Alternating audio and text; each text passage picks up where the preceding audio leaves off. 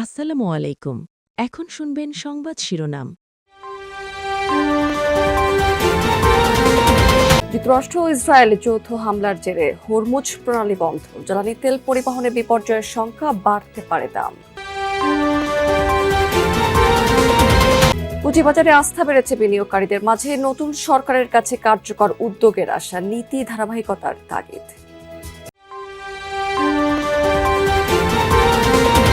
জমজমাট online market, রাজধানী সহ বড় শহরে বেড়েছে ই কমার্সের চাহিদা, আস্থা ধরে রাখতে চান উদ্যোক্তারা।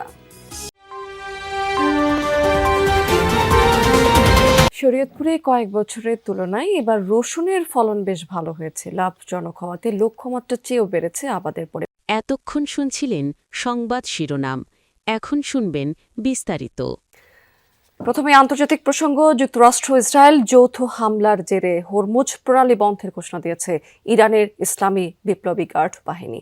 এখন পর্যন্ত আনুষ্ঠানিক কোনো বিবৃতি না আসলেও রেডিও বার্তার মাধ্যমে হরমুজের পথে অবস্থান নেওয়া জাহাজগুলোকে স্পষ্টভাবে প্রণালীটি অতিক্রম না করার নির্দেশ দেওয়া হয়েছে। এই বিষয়টি নিশ্চিত করেছে ইউরোপীয় ইউনিয়নের নৌ মিশন সংস্থা।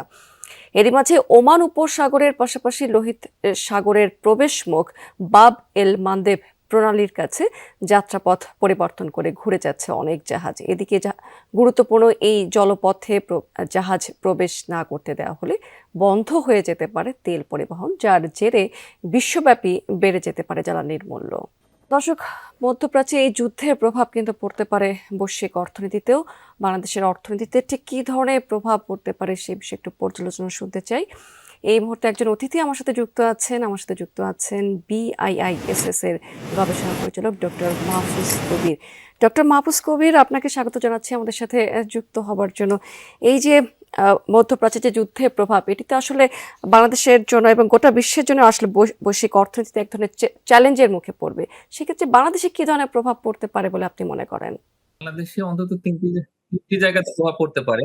একটি হলো যে বাংলাদেশের যে তেলের সরবরাহ, তো সেটা বড় রকম বিঘ্ন ঘটতে পারে। বিশেষ করে যেহেতু হরমুজ প্রণালীর মাধ্যমে আসলে এই তেলগুলো আসে এবং গ্যাসও আসে, তো সেটা বাধাগ্রস্ত ইতিমধ্যে হয়ে গেছে। তো আমি মনে করি যে গ্যাস, বিশেষ করে LNG যেটি আসছে এবং তেল আসছে, তো দর্শক, এবার আমরা একটু পুঁজিবাজার প্রসঙ্গে যেতে চাই। বড় ধরনের উত্থানের পর কিছুটা দরপতন হয়েছে পুঁজিবাজারে, আমরা দেখতে পেয়েছি গত 2 সপ্তাহে। তবে সপ্তাহের ব্যবধানে আবারও কিন্তু আজকে কিছুটা ঘুরে দাঁড়িয়েছে, লেনদেন বৃদ্ধিতে আস্থা বেড়েছে বিনিয়োগকারীদের মাঝে। পুঁজিবাজার উন্নয়নে নতুন সরকার উদ্যোগ নেবেন বলেও আশাবাদী তারা। সংশ্লিষ্টরা বলছেন যে মুনাফা তুলে নেওয়ার কারণে কিছুটা দরপতন হয়েছে এই পুঁজিবাজারে, এটি স্বাভাবিক হিসেবেই দেখছেন তারা। নির্বাচনকে কেন্দ্র করে গতিশীল হয় পুঁজিবাজার, বাড়তে থাকে সূচক ও লেনদেনের পরিমাণ। মাসের ব্যবধানে ঢাকা স্টক এক্সচেঞ্জের সূচক বাড়ে 600 পয়েন্টের মতো। 500 কোটি টাকার লেনদেন বেড়ে দাঁড়ায় 1000 কোটি টাকার উপরে। নির্বাচনের পর প্রথম কর্মদিবসেই ডিএসইর সূচক বাড়ে 200 পয়েন্ট। লেনদেন হয় প্রায় 1300 কোটি টাকা। আমরা আশা করি এখান থেকে একটা ভালো রিটার্ন আসবে, কারণ শেয়ারের রেট কিন্তু এখনও তলানিতে, যদিও একটু রাইজ করেছে, তারপরেও বিগত 14-15 বছরে যা হয়েছে মনে করলেন এক একটা শেয়ার 5-6 গুণ কমে গেছে। বা আমাদের বাজারের ক্যাপিটাল, যদি মার্কেট ক্যাপিটাল চিন্তা করি, সেই হিসাবে আমাদের বাজারে সবসময় কিন্তু 1500 থেকে 2000 কোটি টাকা কন্টিনিউ ভলিউম হওয়া উচিত। মার্কেট রিলেটেড যে শাখা প্রশাখাগুলো আছে ওগুলাকে উনি সবল করবেন এবং অনেস্ট লোক এখানে নিয়োগ দিয়ে মার্কেটটাকে স্টেবল করবেন। বড় উত্থানের পর কিছুটা দরপতনকে স্বাভাবিক হিসেবেই দেখছেন সংশ্লিষ্টরা।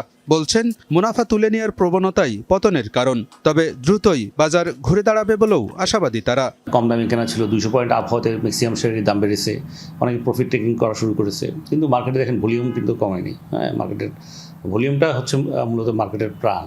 তো ভলিউম যখন ঠিক থাকবে তখন আমরা ধরে নেব যে না, মার্কেটের লিকুইডিটি সাফিসিয়েন্ট ইনজেক্ট হচ্ছে এবং মার্কেটের শেয়ার কেনা বেচা হচ্ছে। যে কারেকশনটা হয়েছে, that is also very normal, কারণ আপনার 200 পয়েন্ট যখন বেড়ে যায় তখন তো আপনার কেনাকাটার নতুন ঠিকানা এখন আপনার হাতের তালুতে, স্মার্টফোনের স্ক্রিনে। ভয়াবহ যানজট এবং দুঃসহ ভিড়ভাট্টার ঠেলে যারা পণ্য কিনতে চান না কিংবা সময় স্বল্পতার নির্দিষ্ট দোকানে গিয়ে খুঁজে নিতে পারেন না পছন্দের পণ্যটি, তাদের কাছে ক্রমেই জনপ্রিয় হয়ে উঠেছে অনলাইন কেনাকাটা।